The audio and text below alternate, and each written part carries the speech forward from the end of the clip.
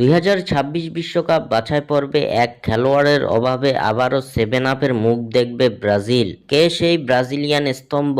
আসুন জেনে নেই। 2026 বিশ্বকাপ কোয়ালিফায়ারে খুব একটা স্বস্তিজনক অবস্থানে নেই ব্রাজিল। কনমেবল অঞ্চলের পয়েন্ট টেবিলের পঞ্চম স্থানে থেকে বছর শেষ করেছে সেলেসাওরা। বিশ্বকাপ বাছাই পর্বে এ পর্যন্ত 12 ম্যাচ খেলেছে সেলেসাওরা। যে 12 ম্যাচের মধ্যে ব্রাজিল জয় পেয়েছে কেবল 5 ম্যাচে। 12 ম্যাচে 5 জয়, 4 হার ও 3 ড্রয়ে ব্রাজিলের পয়েন্ট দাঁড়িয়েছে 18। 2026 বিশ্বকাপ বাছাই পর্বে ব্রাজিল তাদের পরবর্তী ম্যাচ খেলতে নামবে আগামী বছর মার্চ মাসে। 2025 সালে অনুষ্ঠিত হতে যাওয়া কোয়ালিফায়ারের ম্যাচগুলো সহজ হতে যাচ্ছে না সেলেসাওদের জন্য, কেননা তাদের জন্য অপেক্ষা করছে কলম্বিয়া ও আর্জেন্টিনার মতো শক্তিশালী দলগুলো।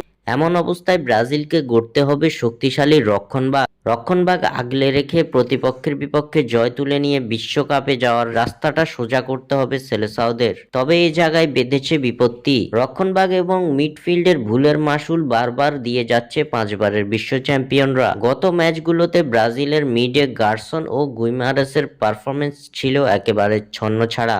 আন্দ্রের অনুপস্থিতিতে ব্রাজিলিয়ান মিডফিল্ডে হাল ধরার যেন কেউ নেই। আন্দ্রে দলে থাকলে তাকে একাই সামলাতে হয় সেলেসাওদের মিডফিল্ড। বারবার সুযোগ পেয়েও নিজেকে মেলে ধরতে পারেননি গার্সন, যার ফলে এবার সময় এসেছে ব্রাজিল দলে ক্যাসেমিরোকে ফিরিয়ে আনার। ডিফেন্সিভ মিডফিল্ডার হিসেবে ব্রাজিলিয়ান রক্ষণভাগকে একাই সামাল দেন ক্যাসেমিরো, তা ইতিমধ্যে হাড়ে হাড়ে টের পেয়েছে ব্রাজিল কোচ দরিবাল জুনিয়র। সম্পূর্ণ ফিট থাকা সত্ত্বেও ক্যাসেমিরোকে দলে না ডেকে যে বড় ভুল করেছে দরিবাল, তা ইতিমধ্যে বুঝে গেছেন তিনি, যার ফলে এবার ক্যাসেমিরোর বিকল্প খুঁজলে ব্রাজিলকে পড়তে হবে বিপদে এবং হজম করতে হবে আবারও 7 আপ কিংবা 2 হালি গোল। তাই এখনই উপযুক্ত সময় ক্যাসেমিরোকে দলে ফিরিয়ে আনার।